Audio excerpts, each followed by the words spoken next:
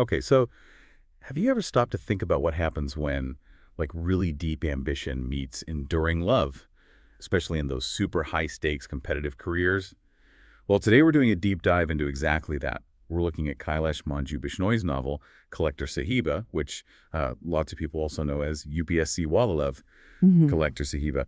Our goal here is to really unpack the journeys of the main characters, Angel and Girish, how they navigate love, that huge ambition, and just the incredible pressure of aiming for the Indian Administrative Service, the IAS, through those tough UPSC exams. Yeah, and what's really interesting from the sources we looked at, it isn't just about the story itself, but how readers actually reacted to it. It gives this like layered view of what makes a story really connect, or sometimes why it might fall a bit flat for some people. Right.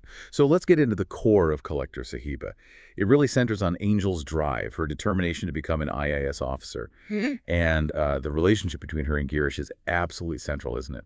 It absolutely is. And that seems to be why it hits home so hard, especially for people actually going through the UPSC process. We saw so many comments calling it inspirational and relatable. Mm. Things like, it has clearly explained each and everything what an aspirant feel during their preparation. They're talking about the nitty-gritty, the long hours, the self-doubt, that kind of thing. That really resonates.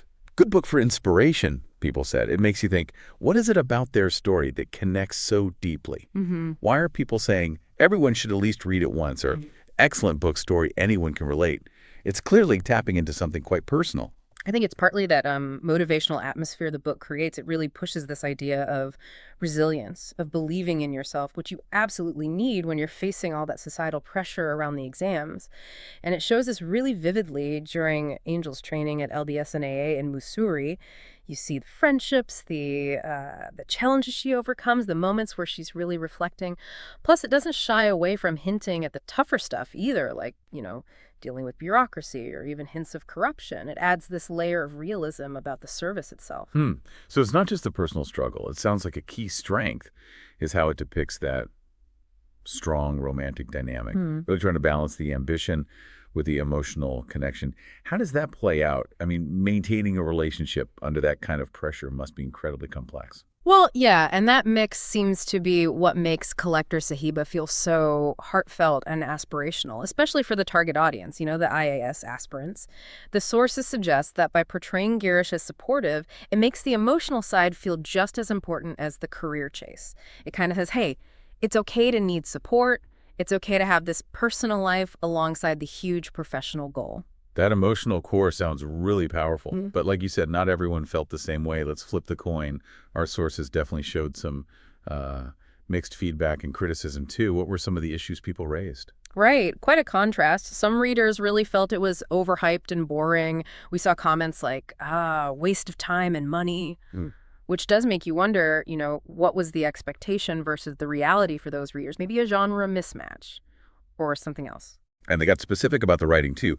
Some mentioned poor storytelling, feeling that parts were quite stretched and repetitive, like the pacing was off for them. There were also mentions of style inconsistencies, where the quality of the writing maybe didn't feel even throughout the book. Yeah, those points came up. The idea that the story felt overstretched or lacking depth suggests some readers wanted, perhaps, tighter plotting or maybe more complex character arcs.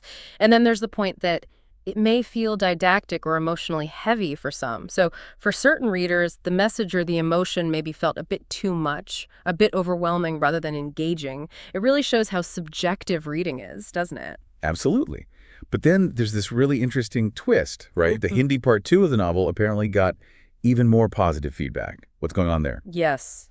That was fascinating. The praise for the sequel was quite specific. Someone wrote, without stopping, without getting tired, I savored the essence of the author's writing, which suggests, a much more engaging experience for them. And part 2 seems to delve deeper into themes like self-respect, moral values, societal issues, while still being inspirational.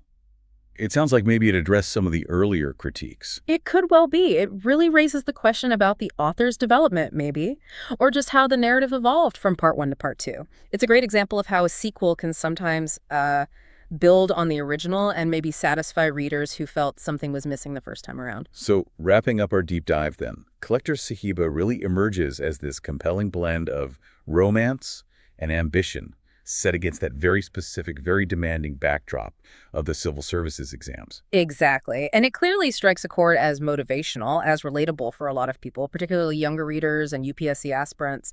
But it's also true that the storytelling or the writing style itself might not work for everyone. Which kind of leaves us with a final thought for you listening. When you're reading these stories that weave together intense personal ambition and relationships, how much weight do you give to its power to inspire versus, say, its literary polish? And what does that preference tell you about what you're really looking for in a story?